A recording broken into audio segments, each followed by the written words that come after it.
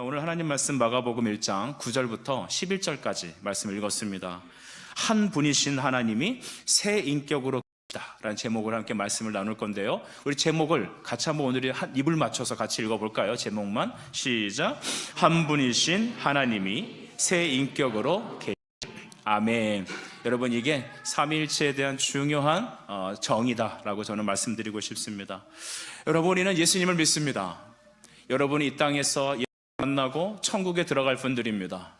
우리가 이 땅에 잠시 발을 딛고 대한민국이란 나라 안에 살고 있지만 우리의 본연의 참 나라는 주님이 그 보좌에 있는 천국입니다.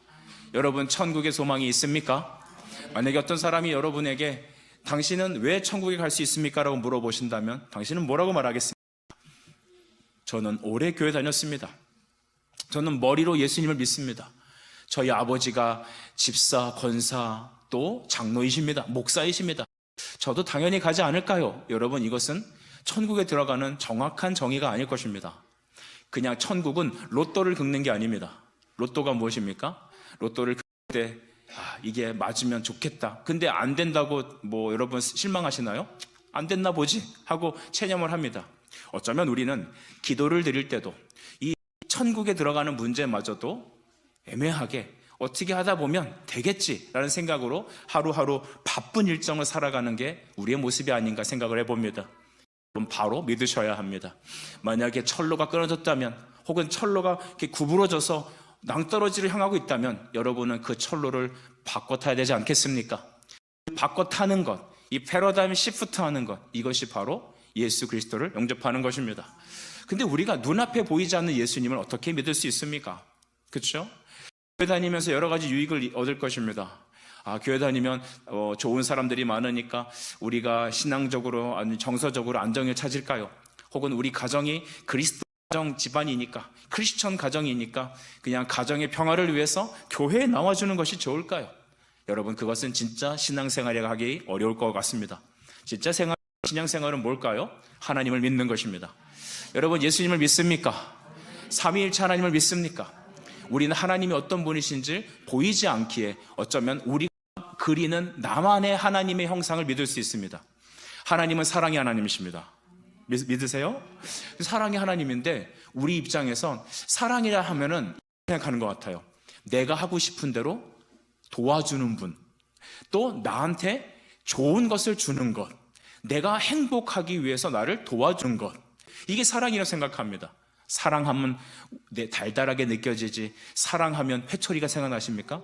근데 여러분, 자녀를 낳고 좀 지나보면 때로는 사랑의 표현이 회초리로 나갈 때도 있습니다. 자식이 잘못됐을 때, 그래 잘못된다, 난 너를 사랑한다, 너의 행복을 추구한다, 마음껏 도적질하고 마음껏 잘못한다, 이런 부모님은 아마 한 분도 안 계실 거예요. 자식을 사랑하기 때문에 때로는 여러분 회초리도 들고, 때로는 여러분 벌도 주고 따끔하게 혼내기도 합니다. 뒤로는 너무 가슴이 아프죠. 왜 그럴까요? 사랑해서 그런 거예요. 그런데 만약에 여러분을 사랑하지 않고 여러분과의 계약적인 관계에 있다는 사람들은 여러분은 어떻게 하는지 아십니까? 여러분한테 항상 미소로만 다가갑니다. 우리가 여러분 백화점이나 그런 데 가게 되면, 지금은 많이 없어졌는데 전에는 이 게이트에 딱 서서 에서 안녕하십니까? 라고 하면서 웃으며 인사하는 그런 직원들이 있었습니다. 예쁜 옷을 입고 키가 크고 아주 아름다운 여성분이 어서 오시라고 이렇게 문의가 있었죠. 그런데 여러분, 그분들이 여러분에게 인격적으로 여러분과 알아서, 여러분과 친분이 있어서 여러분을 사모하는 마음에 인사하는 사람은 단 한 명도 없습니다. 남자나 여자나 어른들이나 아이들이나 다 똑같이 대합니다. 왜냐하면 그들은 여러분에게 계약적인 관계이기 때문에 그렇습니다. 그냥 서를 팔고 친절을 베풀 뿐이죠. 그것이 자기의 일이기 때문입니다. 우리가 생각하는 하나님은 어떤 분이십니까? 마치 게이트에서 어서 오시라고 하는 친절한 직원 같은 느낌으로 받는다면 여러분, 하나님을 조금 잘못 아는 겁니다. 사랑이라는 것은 여러분 올바른 길로, 생명으로 인도하는 길이죠. 좋은 것을 주시고 우리의 필요한 것을 주시며, 또한 우리의 잘못되고 이그러지고 삐뚤어진 우리를 바로 잡으시는 것, 그것이 바로 진짜 사랑이라는 것입니다. 하나님 여러분 사랑하십니다. 그러므로 하나님을 믿는다, 나는 믿음 생활한다라고 하는 그 놀라운 여러분 정의에는 하나님이 누구신지를 먼저 알아야 합니다. 여러분, 하나님은 어떤 분이십니까? 대부분의 사람 이렇게 말합니다. 믿지 않는 사람들이 크리스천인 여러분에게 질문합니다. 우리의 청년들, 청소년들, 아이들에게 너가 믿는 하나님은 누구니? 라고 물어보면 우리는 막상 머리로는 알고 개념적으로는 아는데 뭐라고 설명할 방식이 없습니다. 그러니까 예화를 들고 내 감정과 기분을 말하고 내가 예배드렸던 어떤 찬양의 느낌 같은 것들을 풀어서 설명합니다. 여러분, 그것은 좀 부족하지 않을까요? 하나님이 누구신지 알기 위해서는 성경대로 믿어야 하는 줄 믿습니다. 우리가 하나님을 나만의 하나님으로 만들어 섬길 수 있습니다. 마치 이스라엘 백성들이 출애굽하고 나서 모세가 산으로 이 십계명 가도록 한 사이에 그들이 금송아지를 만들어서 그래, 이 금송아지가 우리의 하나님이라고 치자. 이제부터 보이는 이 금송아지를 우리의 방식대로 예배하고 섬기자. 여러분, 그 후에 출애굽기 32장에서는 그 우상 숭배 주동자들을 모두 다 하나님께서 심판하시고 심지어는 이스라엘을 포로하시기까지 하셨습니다. 하나님은 우리가 만들어서 우리의 생각대로 드리는 분이 아닙니다. 복음은 하나님께서 우리에게 찾아오신 것이죠. 오늘 여러분 하나님 믿습니까? 그렇다면 하나님이 어떤 분이신 줄 알고 믿습니까? 여러분이 믿는 것은 과연 하나님이 어떤 것입니까? 그래서 저는 하나님은 어떤 분이시냐 설명할 때 우리가 잘 아는 삼위일체 하나님이다라고 설명하고 싶습니다. 따라합시다. 삼위일체 하나님. 네, 우리 온셈의 성도들이라면 이 삼위일체란 말들을 많이 들을 겁니다. 하나님은 하나님이고 예수님은 뭐 예수님이고 성령님은 성령님이지, 이 따로따로 생각하면 여러분 죽도 박도 안 됩니다. 여러분, 삼이라는 말과 일체란 말이 너무나도 중요합니다. 우리 그림을 하나 띄워주시면 어떻겠습니까? 이런 삼각형 모양이 떴죠. 맞습니까? 예, 저기 보면 맨 상단에는 누가 계시죠? 성부 하나님이 계십니다. 또 아래측 하단에 성자는 누구시다? 예수 그리스도이시다라는 거죠. 그렇다면 반대편에 누가 있어요? 성령님이 계십니다. 그래서 이 삼이라는 것은 트라라는 의미가 바로 셋이라는 의미죠. 근데 위는 인격을 말하는 겁니다. 여러분, 사람도 인격이 있고 하나님도 인격이 있으시죠. 여러분, 인격은 무엇입니까? 인간됨이라는 것을 혹시 생각하지 않습니까? 좀 잘못 생각한 것입니다. 인격은 그 됨됨이를 말하는 겁니다. 어떠함을 말하는 겁니다. 여러분, 목사됨이 있고 아버지됨이 있고 어머니됨이 있습니다. 그렇죠? 하나님이심이 존재하는 거죠. 그걸 캐릭터라고도 하고 속성이라고도 하지만 우리는 하나님이심이라고 한번 얘기해. 여러분, 성부 하나님은 이 세계를 창조하셨습니다. 여러분을 구원할 것을 작정하셨습니다. 성부께서는 일의 시작이십니다. 그리고 성부께서는 모든 것을 시작하기 위해 계획하신 분이시죠. 예수님께서는 이 땅에서 공적 생활을 하시면서 나는 내 뜻대로 하지 아니하시고 아버지의 뜻을 이루러 왔다라고까지 말씀하셨어요. 여러분, 그러면 예수님은 하나님 밑에 이렇게 되어 있는 약간 계급이 낮은 그런 존재이십니까? 예수님은 성부 하나님과 성자 예수님, 성령 하나님은 모두 능력과 영광과 권능이 동일하신 분이십니다. 따라합시다. 동일하신 분이십니다. 시작. 동일하신 하나님이십니다. 이 진리가 우리가 믿고 살아가고 하나님이 누군지를 아는데 가장 중요한 진리입니다. 그러면은 여러분, 하나님은 한 분이십니다. 그렇죠?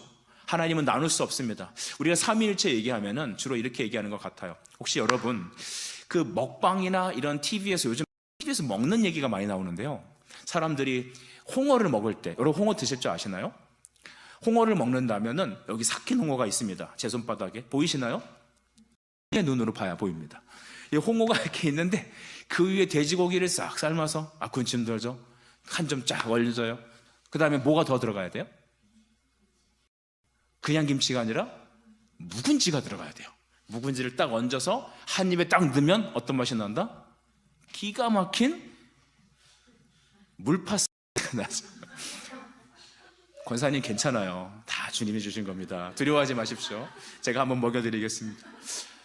여러분, 그러면 홍어, 고기, 묵은지 세 개가 하나로 싸져 입에 들어가니까 그게 삼위일체입니까? 방송 중에 어떤 사람이 이렇게 얘기하더라고요.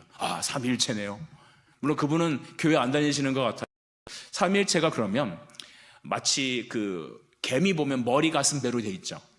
그렇죠? 곤충은 그렇게 돼 있잖아요. 머리가 하나님이고 가슴은 예수고 밑에 있는 그럼 성령님이시냐? 머리가 빠지면 가슴 배가 있으면 하나님 아니죠? 그러면 확률상 33점 몇이 이렇게 하나님이시고 성부고 33은 뭐 예수고 그렇게 구분됩니까? 세 개가 이렇게 마치 마진과 결합하듯이 탁탁탁 결합돼 갖고 하나님 되십니까? 이렇게 이해하는 것은 잘못된 것입니다. 하나님, 성부 하나님 그 자체로 완전하신 하나님이시다라는 겁니다. 성자 예수 그리스도는 하나님이시며 또한 사람이십니다. 그분이 제가 완전하신 하나님이십니다. 그러니까 성부, 성자, 성령 모두 다 동일하신 각각 개인이 완전하신 하나님이세요. 근데 이 인격의 하나님이 한 분 하나님이십니다. 여러분, 제가 드린 말씀을 과학적으로, 인문학적으로, 철학적으로 이해가 되십니까? 안 되잖아요. 과학적으로 어떻게 돼요? 33점 몇 확률을 따져서 계산해서 이게 맞춰서 100이 되는 것입니까? 그게 아니에요. 여러분, 그러면 이 하나님에 대한 진리는 하나님이 누구시냐라는 그 진리를 우리는 어떻게 이해하고 받을 수 있습니까? 저를 따라서 해주시면 어떨까요? 믿고 받는 것입니다. 아멘. 삼일체는 성경에 삼위일체, 트리니타스, 트리니티라는 말이 어디에도 나오지 않습니다. 목사님, 성경에 안 나오는 걸 우리가 왜 믿어야 합니까? 여러분, 성경에 그 단어는 없지만 성경 전체가 성부 하나님, 성자 그리스도, 그리고 성령 하나님이 한 분 하나님이시라는 것을 증거하고 있습니다. 그리고 성부 하나님은 이 세계를 창조하시고 여러분을 구원하실 바로 계획하시고 시작하신 분이시죠. 일의 시작이다라는 거죠. 성자는 누구십니까? 예수님은 뭐 하신 분이십니까? 예수님은 하늘 영광 버리고 인간의 몸을 입고 강림하신 분이세요. 여자의 몸에 잉태하셔서 죄 없으신 그분이 이 땅에 와서 우리 죄를 대신하여 짊어지고 어떤 방법으로 죽으셨습니까? 십자가에 죽으셨습니다. 피 흘려서 죽으셨습니다. 죽고 3일 만에 부활하셔서 하늘 우편 보좌에 계십니다. 지금도 우리를 위하여, 여러분을 위하여 중보하고 계십니다. 기도하고 계십니다. 말씀과 성령으로 우리를 붙잡고 돌리시고 계십니다. 성경에서 참새 한 마리가 땅에 떨어지는 곳조차도 우리 하나님의 성령의 은혜가 없이는 결단코 일어나지 않는다고 하셨습니다. 그렇게 보면 내가 살아서 이 시간에 이 자리에 앉아서 기도할 수 있고 예배할 수 있는 것은 다 성령의 역사라고밖에 고백할 수 없습니다. 여러분이 이 아침에 머리 감으시고 차 타고 의지적으로 오셨을 겁니다. 하지만 여기까지 온 것은 여러분이 왔지만 성령의 역사가 아닌 것은 여러분은 오지 못할 것입니다. 여러분이 예수님을 믿고 예수가 그리스도라고 우리 예배전 찬양 쫙 불렀어요.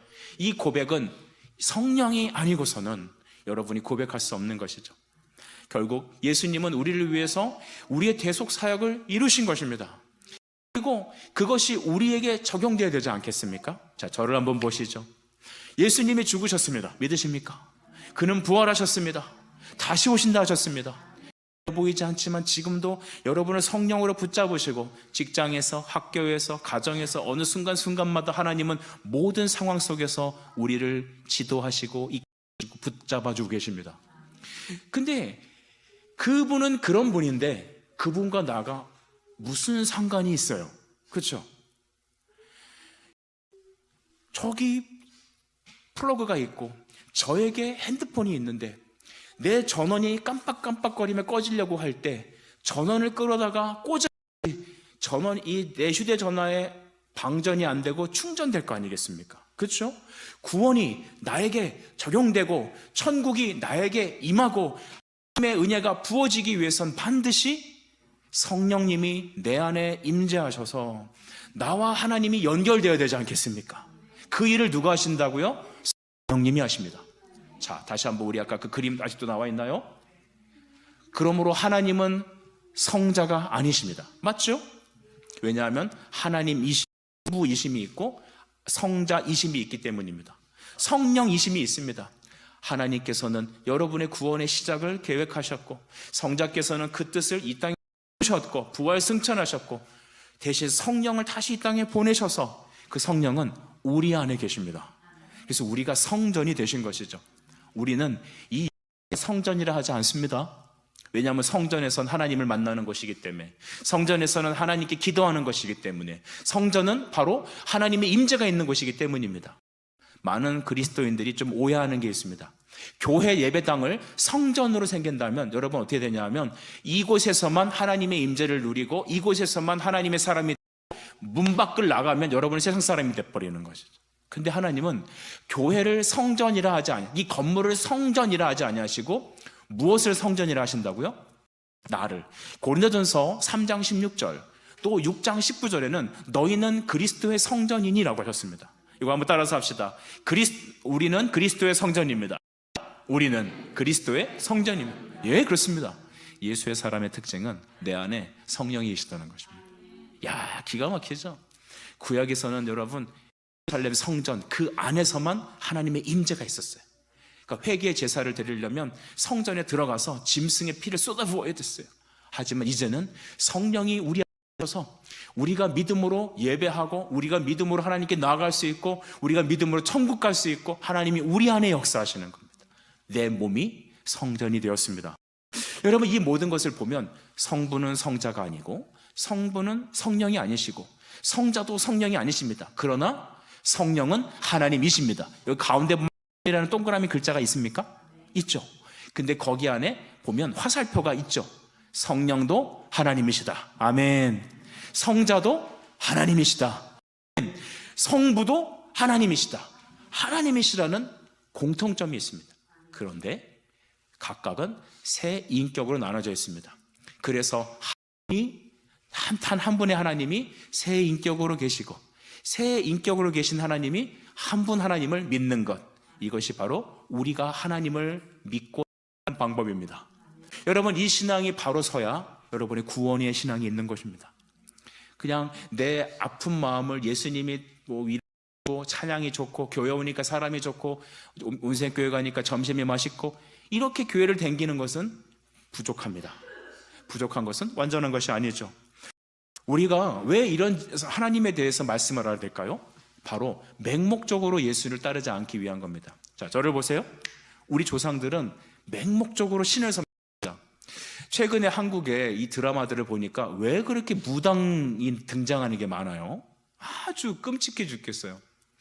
저는 언젠가 그 강남의 지하 상가를 쭉 다녀본 적이 있어요. 그랬더니 곳곳마다 왜 그렇게 점집들이 많은지 모르겠어요. 한국은 21세기 세계가 알아주는 그런 어떤 경제적으로, 군사적으로 인정받는 그런 나라가 되었습니다. 그러면 이렇게 옛날에 좀 무속적인 것, 좀 구시대적인 것들은 좀 정리하지 않을까요? 근데 이상한 게 경제가 발전할수록, 국방이 발전할수록, 나라의 위상이 높아질수록, 사람들의 지식 수준이 높아갈수록 왜 자꾸 무속에 빠지는지 모르겠어요. 하나님을 멀리하고 귀신에게 조아리고 있는 것이죠. 여러분, 그렇게 해서는 될까요? 안 될까요? 안 되는 겁니다. 우리가 하나님을 바로 알고 진리대로 주님을 따르지 않고 그냥 내 생각대로 내가 생각하는, 내가 만든 하나님을 섬긴다? 그렇게 되면 여러분, 그 10중 8구 우상에게 머리를 조아리는 것과 똑같은 것입니다. 우리 조상들은 지성이면 감천이라고 했어요.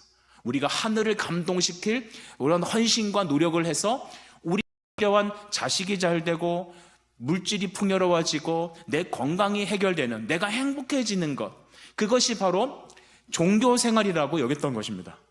신앙생활은 종교생활과 정말 다른 것입니다. 여러분, 우리는 왜 하나님을 삼위일체 하나님으로 믿어야 할까요? 그것은 하나님이 그렇게 자기를 계시하기 때문입니다. 한 분 하나님이 세 인격으로 계시고 각각의 하시는 사역이 있으신데 함께 우리에게 구원의 은혜를 베푸신다. 이는 전적으로 하나님의 은혜입니다. 여러분, 이 진리 속에 성경을 보십시오. 이 진리 속에 믿음 생활 하십시오.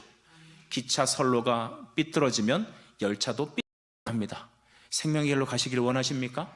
하나님을 바로 믿고 그가 우리에게 무엇을 요구하시고 우리가 어떻게 주님께 영광 돌리기를 원하십니까? 그렇다면 하나님이 어떤지 아십시오. 히브리서 5장 12절에서는요, 여기 말씀 제가 안 띄웠지만 이렇게 성경은 얘기합니다. 때가 오래되었는데 너희가 마땅히 선생이 되어야 되지만 여전히 너희가 말씀의 초보에 있어서 누구에게 가르침을 받아야 할 처지가 됐다. 그러니까 젖이나 먹는 어린이처럼 머물러 있다는 겁니다. 우리 자신을 여러분은 다른 사람을 가르치는 제자로서 그리스도의 사람으로서 예수의 어떤 제사장으로서 서기를 원하시지 않습니까? 근데 우리의 영적 수준은 여전히 젖이나 빠는 상태로 머물러 있으면 되겠습니까? 안 됩니다. 교회 생활을 오래 해도 하나님에 대해서 모르면 말씀을 배우고 말씀의 진리를 깨닫지 못하게 되냐면 젖먹이가 되는 겁니다. 우리 교회 제일 젊은 친구가 누구죠? 근데 이 친구가 지금 몇 살이에요? 한 7개월? 근데 나이 50이 됐다고 생각해 봅시다. 근데 지금 적인 수준과 그런 정서적인 어떤 마음을 갖고 나이만 50이 됐어요. 이거 어떻게 되는 거예요? 되지 않겠죠? 키가 자람에 따라 마음과 영적인 신앙이 성숙되어야 되죠. 그런데 오늘 한국교회는 교회 생활은 오래 했는데 한국에서 많은 하나님의 은혜가 부흥을 주셨는데 우리의 영적인 수준은 저평준화되어 있는 것 같아요. 그리고 처럼 젖을 빨고 있는 사람과 같습니다. 어린이는 어린이다운 면이 있어요. 그러니까 어린이다운 말은 좋은 의미도 있지만 어린이 같다라는 말은 좋은 거예요, 나쁜 거예요? 나쁜 거죠. 그러니까 제가 배고프면 울어요. 옆에서 우리 집사님이 목사님 왜 우십니까? 말을 안 해. 울기만 해. 그럼 이제 맞춰야 돼. 이 울음을 보니 배가 고프다. 화장실도 안 누가 좀 해결을 해줘야 돼. 어른은 어른답게 살아야 돼요. 성도 여러분, 예수의 제자예요. 많은 분들이 목사님, 저 성도예요. 왜 자꾸 저한테 그런 거 시키세요? 여러분, 예수님 말합니다. 너희는 세상의 빛이다. 그런 자가 되어야 돼. 너는 예수의 제자로 부름받았어. 여러분, 우리는 그리스도의 제자로 나가야 돼요.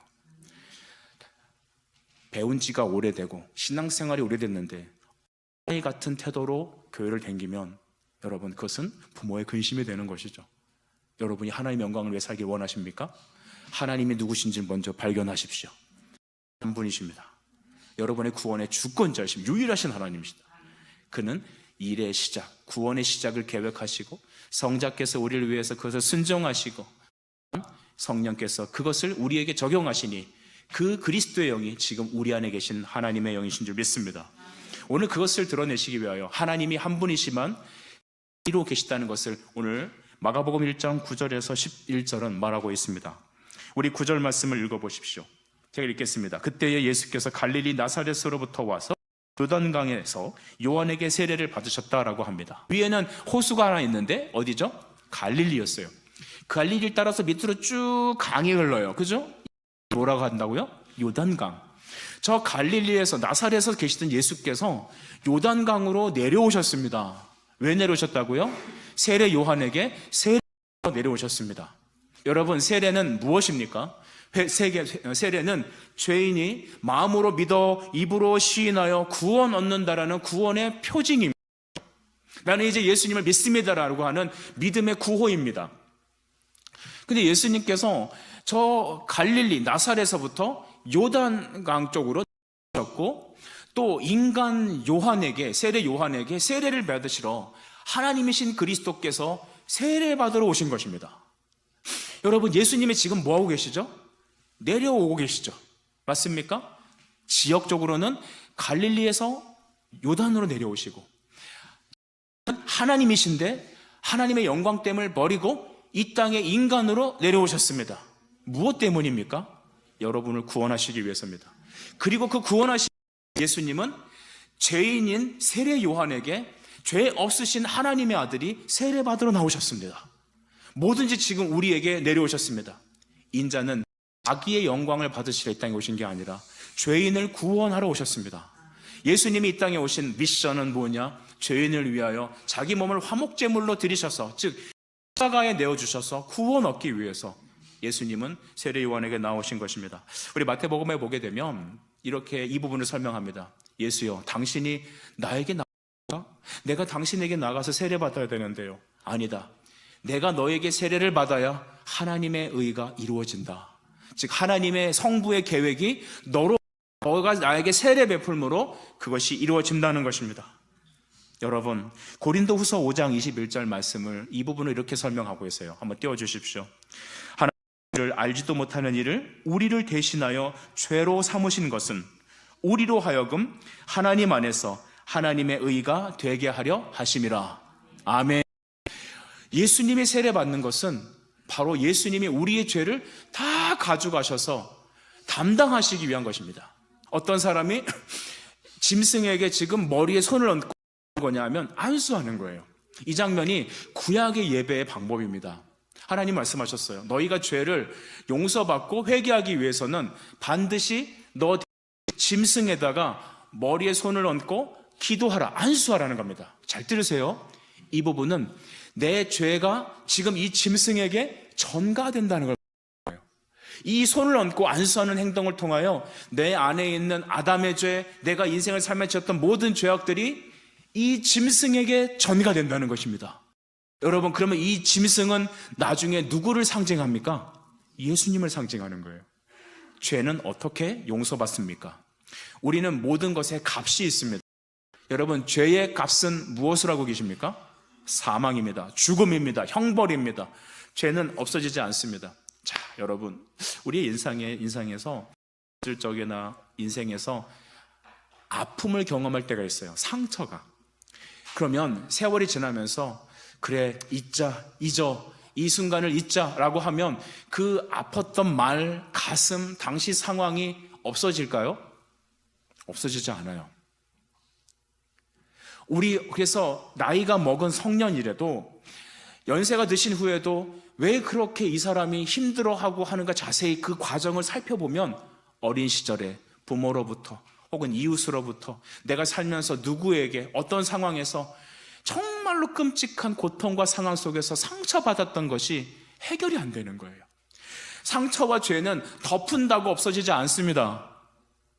여러분, 그러면 그 상처와 죄 때문에 우리는 어떻게 이 땅을 살아갈 수 있을까요? 죄는 반드시 해결을 받아야 되는데 어떻게 사라질 수 있을까요? 하나님만이 하실 수 있습니다. 하나님은 어떻게 그 죄를 받으시냐 하면 대속의 방식으로 그 죄를 없애십니다. 누군가가 그 죄를 대신 짊어지고 죄의 형벌을 받는 거예요. 그래서 죄는 반드시 형벌이 지불되어야, 값이 지불되어야 그 다음에 무마됩니다. 용서를 받습니다. 그래서 하나님은 그 짐승에게 머리를 얹어서 안수하고 짐승을 죽여서 피를 뿌리고 그 제물을 불에 태우는 번제라는 방식으로 우리의 죄를 용서하시고 우리와 화합하시고 우리를 주님의 자녀라고 불러주신 것입니다. 이것이 기독교 신앙의 죄를 대신 속하시는 하나님의 구원의 방법입니다. 다른 것으로는 구원받을 수 없습니다. 오직 하늘과 땅의 유일하신 구원의 이름은 누구입니까? 예수 그리스도이십니다. 구체적으로 어떤 방법으로? 십자가 지심으로 우리 죄를, 특별히 구원 얻기로 작정한 여러 성도들, 이 자리에 있는 여러분들을 구원하시기 위해서 하나님께서는 예수님을 우리 죄를 대신 짊어지시는 그 화목제물로 삼아주신 것입니다. 그러니까 예수 외에 다른 것으로는 구원 얻을 수 없습니다. 여러분 주변 중에 예수님을 안 믿고 이 땅을 떠난 사람이 있다고 가정해 봅시다. 그분이 살아생전에 너무 착하셨어요. 인정도 많고 법이 없어도 살만한 그런 분이세요. 또 나라를 위해서, 가족들을 위해서 아주 헌신적인 노력을 하셨어요. 왜 그런 분들 보면 우리 마음에 감동이 있지 않아요? 저도 이렇게 천안을 돌아다니다 보니까 유관순, 저한테 누나죠. 그 유관순 누나 동상이 왜 이렇게 많아요? 어떤 학교는 이순신 고등학교도 있대요. 여러분, 얼마나 그분들이 대단하면 동상을 세우고 뭐 고등학교도 있고 막 우리나라 중에서 이순신 모르는 사람 어디 있습니까? 이 다 알잖아요. 근데 그분들이 구원 얻는 신앙에 대해서는 그들의 업적이, 그들의 선함이, 그들의 노력이 구원의 값이 됩니까? 안 돼요. 구원은 반드시 하나님이 정하신 방식이 있습니다. 죄를 용서하는 방법은 짐승에게 손을 얹어 죄가 전가되어 이 짐승을 죽일 때, 피를 쏟을 때 용서를 받은 겁니다. 그것은 짐승의 피 때문이 아니라 장차 오실 그리스도께서 이와 같이 너희를 위하여 피 흘리시고 그 죄사함의 피 때문에 그를 믿는 자만이 하나님의 자녀 된다라는 방식을 정하신 것입니다. 하나님은 일을 정하셨고 계획하셨고 성자 그리스도께서는 육신으로 순종하셨고 그 공로를 힘입어 우리가 예수님을 믿게 되는 것입니다. 구원 얻는 것입니다. 용서받는 것이죠. 그렇다면 그것을 우리에게 적용하시는 분은 누구시라고요? 성령 하나님이시다라는 것입니다. 예수님께서는 그 일을 위해서 요한에게 세례 받으러 나오셨습니다. 여러분, 세례는 어떤 의미가 있냐 하면 우리에게 세례는 우리의 죄를 용서받고 하나님의 자녀라는 고백이 있습니다. 하지만 죄 없으신 예수님이 세례 받으시는 건 어떤 의미가 있을까요? 예수님이 죄가 있습니까? 없습니까? 없으시죠. 그가 성육신 하셨잖아요. 그러니까 남자와 여자가 결혼해서 태어난 게 아니라 성령께서 마리아에게 임신하게 하셔서 잉태하셨잖아요. 근데 그분은 죄가 없으신데 어떻게 그러면 죄인이 받는 세례를 받을까요? 그 얘기는 다음과 같습니다. 거기에 저를 보십시오. 어떤 의미냐면 이 땅에 있는 모든 죄인들의, 특별히 구원하시기로 작정한 사람들의 죄를 세례 받으시는 예수님께서 그 세례 받으실 때 모두 뒤집어 쓰심을 받는 겁니다. 아까 짐승에게 손을 얹어 기도할 때 그 짐승이 내 모든 죄를 다 가져갔잖아요. 이젠 예수님께서 세례 받으실 때 가고 오는 모든 세대, 특별히 예수님께서 구원하시어 작정한 사람들의 죄를 싹 가져다가 그에게 다 짊어주신 것입니다. 이게 얼마나 놀라운 은혜입니까? 예수님 그것 때문에 죄인이 받는 세례를 받으신 것입니다. 10절에 보면 예수님께서 물 위에 올라오셨습니다. 당시 세례는 오늘 우리 교회에서 하는 약식 세례와 좀 달라요. 오늘날에도 침례를 하는 교회도 있는데 진짜 세례는 물에 침수시키는 겁니다. 적당히 넣는 게 아니라 머리 끝까지 닿게 합니다. 그래서 세례 줄 때 우리는 반드시 머리 끝에 손을 얹는 이유가 그것이죠. 물 속에 들어가면은 이전에 나는 죄로 죽는 내 몸의 육신과 영혼은 물 속에 잠식되며 그리스도와 함께 죽었소라는 선포입니다. 따라합시다. 나는 예수님과 죽었습니다. 시작. 나는 예수님과 함께 죽었습니다. 두 번째, 물 위로 올라오셨습니다. 다시 한번 얘기합시다. 따라하십시오. 나는 예수와 함께 살았습니다. 시작. 나는 예수와 함께 살았습니다. 네, 그것입니다. 이것이 구원입니다. 이것이 세례입니다. 예수님이 세례받고 물 위에 올라오셨을 때 놀라운 일이 벌어졌죠. 물에 올라왔을 때 어떻게 되었습니까? 10절에 하늘이 갈라졌다라고 합니다. 하늘이 어떻게 갈라졌는지 잘 모르겠습니다. 그러나 오늘 사도는 그가 봤던 장면을 성령으로 기록할 때 하늘의 문이 열렸다고 말합니다. 그리고 거기서 무엇이 임했다고요? 성령이 비둘기같이 임하셨답니다. 여러분, 이게 성령이 비둘기같이 임했다, 이게 어떻게 이해할까요? 우리가 간혹 올림픽이나 그런 거 하면 예전에는 비둘기를 날렸거든요. 이 88년도 올림픽 할 때 여러분 계셨나요? 몇 사람 안 계시죠? 너무 제가 꼰대죠. 옛날 얘기하고. 이 88 올림픽 때 비둘기가 쫙 날릴 때 성화봉송 딱 할 때 그 불이 타오른과 함께 수많은 비둘기가 이제 통닭구이가 됐죠. 그 다음부터 비둘기 안 날리기를 결의한 것 같습니다. 어쨌든 여러분, 비둘기 날아다닌다면 쫙 날아다니죠. 이렇게 아마 인간이 보고선 형용할 수 없는 성령의 임재를 표현하다 보니 마치 비둘기같이 임했다라고 얘기했겠죠. 비둘기가 이렇게 날아다니는 게 아니라 성령님이 그렇게 그 자리에 임재하셨습니다. 그리고 오늘 11절에 뭐라 말씀하시냐면, 우리 11절 같이 한번 읽어보겠습니다. 시작. 하늘로부터 소리가 나기를 너는 내 사랑하는 아들이라 내가 너를 기뻐하노라. 아멘. 하늘로부터 소리가 났다. 이것은 성부 하나님께서 그곳에 있는 모든 사람들 향해 선포하신 겁니다. 놀랍죠? 성부 하나님께서 선포하시고 성령 하나님께서 임재하시고 또 세례 받으시는 물 위로 올라오시는 분은 누구시다? 하나님의 아들 그리스도 예수가 물 위로 올라오신 것입니다. 여러분, 이 장면은 바로 삼위일체 하나님께서 같은 공간에 함께 계신 것, 우리의 구원의 주동자가 되신다는 것입니다. 성자만 도우신 게 아니라, 성령만 역사하신 것이 아니라 성부께서 함께 우리의 구원을 주장하시고 이루시고 적용하시고 하나님께서 그것을 계획하셨던 겁니다. 삼위일체 하나님을 믿지 않는다면 하나님의 구원을 모르는 것입니다. 진짜 예수를 믿는 것은 하나님이 한 분이시지만 세 분으로서 우리의 구원을 계획하시고 성취하시고 내게 적용하시는 분이시라는 것을 깨닫게 되는 것이죠. 오늘은 진리를 선포하는 겁니다. 하나님께서 11절에 예수님을 향하여 뭐라고 말씀하시냐면 이는 내 사랑하는 아들이요 내가 기뻐하는 자다라고 했습니다. 사랑하는 아들, 여러분 아들은 이가 바로 하나님이다라는 얘기입니다. 우리 아까 배웠죠? 성자 하나님도 완전하신 하나님이시다라고 했습니다. 맞죠? 성자 그는 바로 내 아들이다. 즉 그는 하나님이다라는, 내 기뻐하는 자다라고. 그것은 뭐냐? 하나님이 계획하신 뜻을 순종하고 성취하는 사람이랍니다.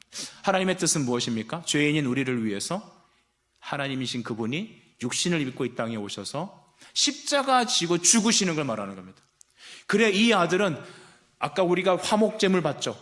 죄인이 짐승의 머리에 손을 얹고 죄가 전가되어 죄를 없애는 방식처럼 이 예수는 바로 하나님의 뜻을 본인이 십자가 지심으로 이루실 분이라는 겁니다. 자, 여러분은 하나님의 영광 위에 살기를 원하십니까? 많은 분들이, 우리 장로교 교인들이라면, 신앙인들이라면 나는 주님의 기쁨 되기 원해요. 하나님을 찬양하고 싶어요. 주님께 영광 돌리고 싶어요 라고 살아갑니다. 그런데 우리 생각 속의 영광은 사업에 성공하고 싶어요. 결혼에 성공하고 싶어요. 행복하게 살고 싶어요. 좋은 대학 가고 싶어요. 연예인이라면 대종상 수상하고 싶어요. 이렇게 생각한다는 겁니다. 여러분, 그것은 하나님의 영광은 아닙니다. 하나님의 영광은 하나님의 뜻하심이 여러분을 통하여 드러나는 것입니다. 그렇다면 하나님이 기뻐하는 자라고 표현하는 이 예수는 하나님의 뜻을 성취하는, 십자가 지고 죽으시고 부활 승천하는 것이 하나님의 뜻이었습니다. 우리의 통해서 영광 받으실 하나님은 누구이실까요? 예수가 나의 그리스도시며 나의 죄를 위하여 십자가 지시고 부활하신 구세주라는 것을 믿고 전파하고 찬양하고 예배하는 것입니다. 그것을 위해 살아가는 것, 그것이 하나님의 영광을 위해 살아가는 것입니다. 말씀을 정리하고 싶어요. 여러분, 우리는 간혹 이렇게 생각할 때가 있습니다. 내가 교회 열심히 안 다니고 나 기도도 안 하고 정말 세상 사람들처럼 똑같이 죄 짓고 막 그러는데 과연 나는 구원받을 수 있을까? 여러분, 내가 예수님 믿고 이렇게 인생을 살아요. 10대, 20대, 30대, 40대, 60, 70대를 살고 있어요. 근데 어느 순간이라도 내가 하나님을 믿다가, 왜 사람이 온전하지 않지 않습니까? 비틀거리기도 하고 넘어지기도 하고 하잖아요. 여러분, 저도 그런 적 많아요. 그러면 하나님 믿고 따라가다가 손을 탁 놔버리면 지옥불에 떨어집니까? 아닙니다. 만약에 예수님을 믿다가 교회를 끊고 예수 안 믿고 불신하고 돌아선다, 그러면 처음은 믿었는데 나중엔 안 믿는 게 아닙니다. 하나님의 구원이 실패한 게 아닙니다. 처음부터 믿지 않은 겁니다. 유사 그리스도인이다 할 수 있는 거죠. 하나님의 구원은 후회하심이 없습니다. 내가 하나님을 붙잡고 가는 게 아니에요. 하나님이 여러분을 강권적으로 붙잡으시는 거예요. 그분이 삼위일체 하나님으로, 그분의 열심으로 하나님은 우리를 구원하십니다. 나의 공로가 아닌 예수의 공로로 구원받습니다. 삼위일체 하나님을 믿으십니까? 그 성부 하나님이 여러분의 구원을 계획하셨습니다. 하나님의 뜻은 결코 지워지지 않습니다. 예수님께서는 이 땅에 오셔서 죽으심으로 여러분의 구원의 값을 성취하셨습니다. 세례 받으실 때 여러분의 모든 죄를 그가 다 짊어지셨습니다. 그리고 십자가로 나가셨지 않습니까? 그리고 성령을 보내셔서 지금 믿는 내 안에 성령님 계셔서 하나님 말씀을 믿고 믿음으로 따라 순종하니 지금도 날마다 말씀과 기도로 예수님 앞에 나아가고 믿음 가지고 주 앞에 나가면 하나님은 여러분 안에서 성령으로 충만케 하셔서 나의 뜻이 아닌 하나님이 기뻐하시는 뜻으로 여러분을 인도하실 겁니다. 그리고 여러분이 하나님의 영광스러운 존재로 쓰임받을 것입니다. 하나님의 영광은, 다시 말합니다, 성공하는 게 아닙니다. 하나님의 영광은 잘 되는 게 아닙니다. 하나님의 영광은 세상에서 높아지는 게 아닙니다. 그렇다고 해서 공부하지 말고 돈 벌지 말라는 얘기는 아닙니다. 무엇이든지 주를 위해 열심히 하십시오. 하지만 하나님의 영광은 여러분이 예수 그리스도의 이름으로 예배하고 예수 그리스도를 드러나고 무엇을 하든지, 먹든지 마시든지 무엇을 하든지 다 주 예수 이름으로 하고 주님을 높여드리는 겁니다. 여러분의 삶이 이렇게 바뀌길 바랍니다. 삼위일체 하나님은 우리를 위한 하나님이시며 그의 열심히 여러분을 구원하시고 여러분의 자녀와 인생을 놀랍게 변화시키시고 이끌어 주실 것입니다. 포기할 수 없는 완전하신 그 하나님이 나의 하나님이십니다. 기도하겠습니다. 하나님, 감사합니다. 오늘 이 시간에 우리에게 한 분이신 하나님은 새 인격으로 계심을 믿고 들었습니다. 하나님의 열심히 우리를 구원하시니 십자가의 보혈의 은혜가 우리 안에 계시고 우리의 삶이 하나님의 영광으로 살아가겠다고 결심하고 다짐되었다면 오늘 주님 우리에게 나타나셔서 우리에게 하나님이 어떤 분이신지 알게 하시고 먹든지 마시든지 무엇을 하든지 하나님의 열심히 우리를 이끄심을 범사에 인정하며 주님을 찬양하고 기뻐할 수 있도록 우리 모든 성도들을 인도해 주시옵소서. 예수 그리스도의 이름으로 기도드립니다.